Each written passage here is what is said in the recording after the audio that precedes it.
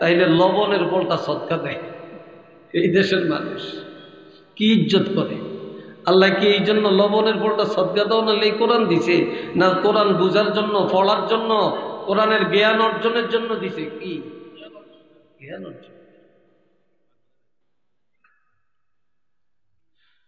নবীজি বলছেন যে করে কোরআন তেলাওয়াত হয় শয়তান দূর হয়ে যায়, বালা দূর হয়ে যায়, মাসায়েব দূর হয়ে যায়, মুশকিলাত আসান হয়ে যায়। ওই ঘরের অসুস্থতার নিয়ামতটা সুস্থতার নিয়ামতে পরিণত হয়। অসুস্থ নবীর উম্মতের জন্য একটা নিয়ামত, তারপর সর্বোত্তম নিয়ামত হলো সুস্থতা, ঠিক না? এই অসুস্থ ব্যক্তিও সুস্থ হয়ে যায় আল্লাহর কোরআনের বরকতে। আরেক হাদিসে রাসূল বলছেন, ইন্নাশ শাইতানা ইয়ানফিরু মিনাল বাইতিল্লাযী তাকরাউ ফীহি সূরাতুল বাকারা। আমনগো দেশে ফকির আছে, হ্যাঁ, ভিক্ষা করে হাত বাড়ায় লোক আসেনি? আছে।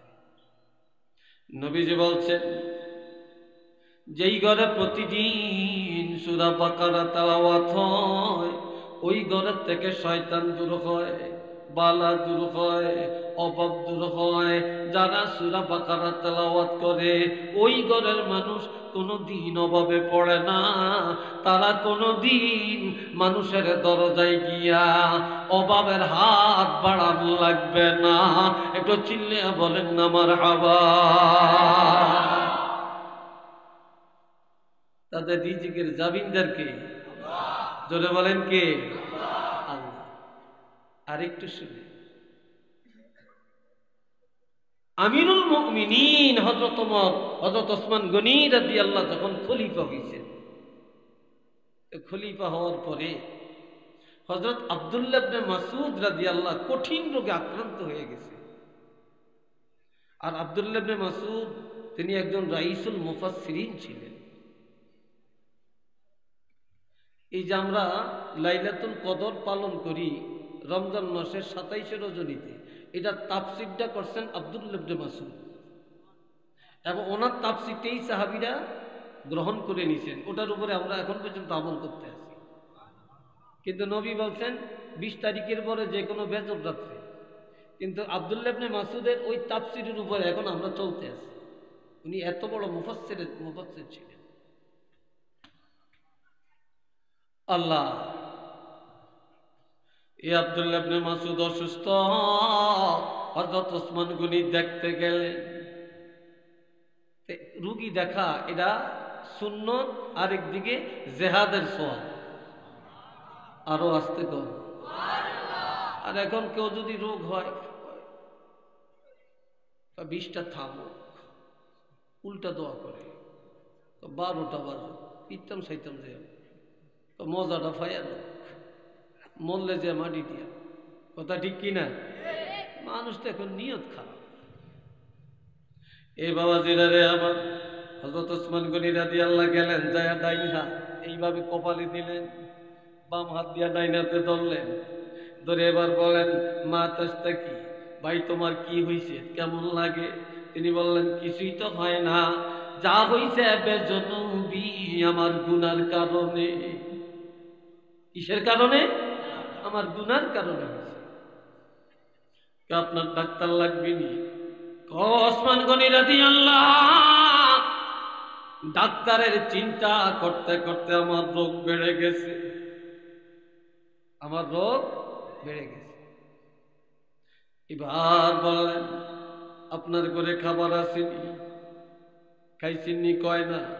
কয় তাহলে সরকারি বাজেটের কিছু খানা গোডাউনে আছে, এগুলো আনলে তো খেতে পারেন।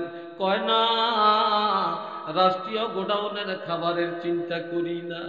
আপনি যদি না খান আপনার ছেলে মেয়েরা খেতে পারবে, তাদের উপকারে আসবে। বলে না, তাদেরও দরকার নাই। কয় কেন?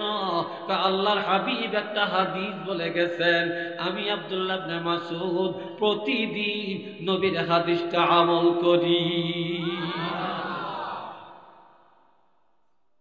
প্রতিদিন নবীর হাদিসটা কি করি? আমল। কি হাদিস আমল করো? নবীজি বলছেন প্রতিদিন রাত্রিবেলায় বা যারা সহিভাবে কোরআন জানে, বিশেষ করে সূরা ওয়াকিয়া যারা পড়তে জানে, তারা যদি প্রতিদিন রাত্রিবেলায় ঘুমানোর আগে সূরা ওয়াকিয়া একবার তেলাওয়াত করে, আল্লাহর হাবিব বলেছেন ওই ঘরের আহলের রিজিকের ব্যবস্থা আল্লাহর পক্ষ থেকে হয়ে যাবে। তো জোরে বলেন না আল্লাহু আকবার। আমি সূরা ওয়াকিয়া পড়ি, আমার সন্তানের সূরা ওয়াকিয়া শিক্ষা দিছি, তারা প্রতিদিন আমল করে। আমরা দুনিয়ার গোডাউনের খানার চিন্তা করি না, রাষ্ট্রীয় খাবারের চিন্তা করি না, আমরা আল্লাহর গোডাউনের খাবারের অপেক্ষায় আছি। আর এখন মাদ্রাসা হলে, কোরআন পড়লে কিছু কিছু মানুষ কয় কি তো মাদ্রাসা দিছি, কি কাম করবে, কি চাকরি করবে, ইমামতি ছাড়া মুয়াজ্জিনি ছাড়া কোনো কিছু পাইব? ব্যঙ্গে সেঙ্গে মুখটারে গালটারে বাঁকা করিয়া কয় কি এত মাদ্রাসা দিছে। কি রে ভাই, কথা ঠিক কিনা বলেন? আছে কিনা এরকম মানুষ? আবার কিছু পুরুষ যদি কয় ছেলেটারে মাদ্রাসা দিয়া, মহিলাটা এত বেতালের বেতাল কয় কীর্তন মাদ্রাসা দিতে।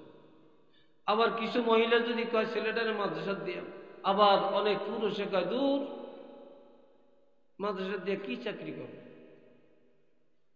আজ পর্যন্ত মাদ্রাসা পড়ে আল্লাহর কোরআনের হাফেজ হইয়া, আলেম হইয়া, ইমাম হইয়া, মুহাদ্দিস হইয়া, মুফাসসির হইয়া, প্রিন্সিপাল হইয়া, প্রভাষক হইয়া, মুহাদ্দিস হইয়া আজ পর্যন্ত কেউ কি কোনো অবহেলিত অবস্থায় আছেন?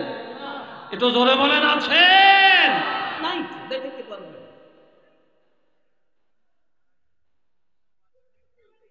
আল্লাহ, কথাগুলি বুঝতেছেন তো? আমার বিরক্ত ভাবেন না তো? কে জানি কথা বলছেন, কথা বললেন না, আমি প্রশ্ন করলে উত্তর দিবেন। এ বাবা জেনে আমার এরা কেমন কোরআন। ইবতিদাই ইসলামের মধ্যে একটা মহিলার বিয়ে হয় কয়েক বছর, বিবাহের পরে প্রত্যেকে চায় একটা সন্তানের মা হবে, প্রত্যেকটা পুরুষ চায় একটা সন্তানের বাপ হবে, ঠিক না ভাই? সবই তো সন্তান চায়, কিন্তু দীর্ঘদিন হয়ে গেছে সন্তান নেই, কনসিভ হয় না, সন্তান টিকে না। তা স্বামী সিদ্ধান্ত নিছে আরেকটা বিয়ে করবে একটা সন্তানের জন্য। মহিলারা টের পায়, আল্লাহর হাবিবের কাছে কেঁদে কেঁদে যা বলে, ইয়া রাসূলুল্লাহ আমি বদনসিব, পোড়া কপাল, বহুদিন হয় আমার বিয়ে হয়, কিন্তু আমার গর্ভের সন্তান টিকে না। আমার স্বামী একটা সন্তানের জন্য সিদ্ধান্ত নেয়, হয়তো আমাকে তালাক দিবে, না হয় আর একটা বিবাহ করবে। দুনিয়ার সব মহিলারাই সব রাইট মাইনা নিতে চায়, কিন্তু স্বামীর ভাগ কারো করে দিতে রাজি না। কি ভাই, কথা ঠিক না? এটা এই দেশে না, সব জায়গায় আগের থেকে। এখন আপনার কাছে আসছি, যদি কোনো দাওয়াই থেকে দেন, নবীকে বল। আমার প্রাণে নবী বললেন, মা তুমি কোরআন জানোনি? কয় জানি। সহিভাবে জানোনি? কয় জানি। জানি। বললেন যাও, আর কিছু লাগবে না, আমি রাসূল তোমাকে বলে দিলাম, তুমি প্রতিদিন রাত্রিবেলায় এশার নামাজ পড়ে খাওয়া দাওয়া করে ঘুমের ঘরে যখন যাবে, ওযু করিয়া সূরা মারিয়াম ভালো করে তেলাওয়াত করবা। সূরা মারিয়াম তেলাওয়াত করে তোমার পেটের মধ্যে, রেহেমের মধ্যে ফু দিয়া স্বামীর বিছানায় শুয়া যাইবা। এই সূরা মারিয়ামের বরকতে আল্লাহ পাক তোমার গর্ভের মধ্যে নেক সন্তান পাঠায়া দিবে। মহিলা মেডিসিন পায়া, আর আল্লাহর কোরআনে তো আছে, ওয়ানুনাজ্জিলু মিনাল কুরআনি মা হুয়া শিফাউন ওয়া রাহমাতুল লিল মুমিনিন।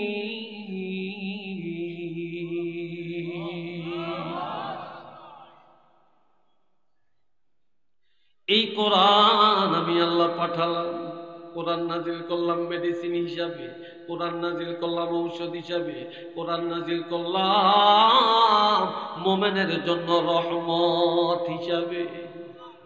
ঠিক না? কোরআনের চাইতে বড় মেডিসিন, কোরআনের চাইতে বড় রহমত আর কোনটা আছে নাকি? আছে? আজ দুনিয়াতে শান্তি নেই কেন? আমরা নবীর আদর্শ বাদ দিছি, আমরা কোরআনও বাদ দিছি, ইহুদি নাসারার কালচার, তাদের আদর্শ ধরছি, মন গড়া চলছি, এই জন্য আমাদের অশান্তি। কথা ঠিক না? কোরআন তো বাদ দিছি, নবীর আদর্শ তো আমরা ত্যাগ করছি। কোথায় আছে বলে? আর আপনারা তো ভালো আছেন, দুনিয়াতে এখন সবচেয়ে বেশি ফেতনা, সবচেয়ে বেশি বেজাল লাগছে আমগো হুজুর ভিতরে। একটু নওয়াজবিল্লাহ কোন, আর একটু জোরে কোন। আপনারা কোন যাইবেন? দিশাহারা। এই হুজুরকে একরকম, ওই হুজুরকে আরেক রকম, ওই হুজুরে নিয়ত বান্ধে বুকের উপরে, আরেকজনে বান্ধে এখানে। কথা ঠিক কিনা? আবার কেউ এতটু ফাঁক করিয়া দাঁড়ায়, আবার কেউ এতটু ফাঁক করিয়া দাঁড়ায়, কেউ আমিন কে মসজিদ ফাটিয়ে লায়। কি কথা ঠিক কিনা? ফাটিয়ে লায়। আবার কেউ আমরা আল্লাহ কয় কোরআনে ভুল নাই, আবার কিছু কিছু কমবক্ত খবিশেরা কয় কোরআনে বেলে ভুল আছে। এই যে আহলে হাদিস, এটি তো আহলে হাদিস না, আহলে খবিশ। এটি ভ্রান্ত, এটি জাহেল, তারা ফিতনাবাজ। একটু নাউজুবিল্লাহ বলেন না, আর একটু জোরে কোন। তাই ইমাম আবু হানিফা গোমরা, হানাফি মাযহাব যারা মানে তারা শিরক করতেছে, তারা ভ্রান্ততার মধ্যে আছে। অথচ ইমাম আবু হানিফার একটা পশমের যোগ্যতা আছে নাকি? চিল্লিয়া বলেন আছে?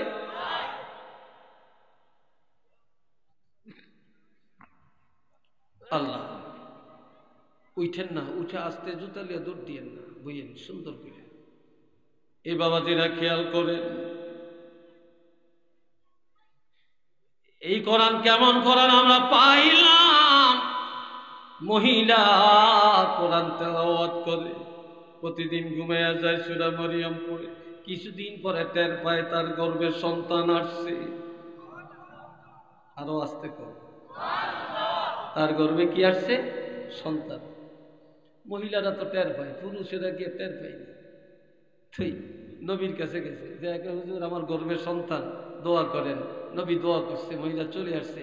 সন্তান প্রসবের পরে তোয়ালিয়া পেঁচাইয়া, তাওয়াল পেঁচাইয়া নবীর কাছে নিয়ে গেছে, এই যে আমার সন্তান, দোয়া করেন। ইয়া রাসূলুল্লাহ, দুনিয়ার কামাই খাওয়ার আশা নাই, আল্লাহ আমাদের সন্তান দিছে, আল্লাহর কোরআনের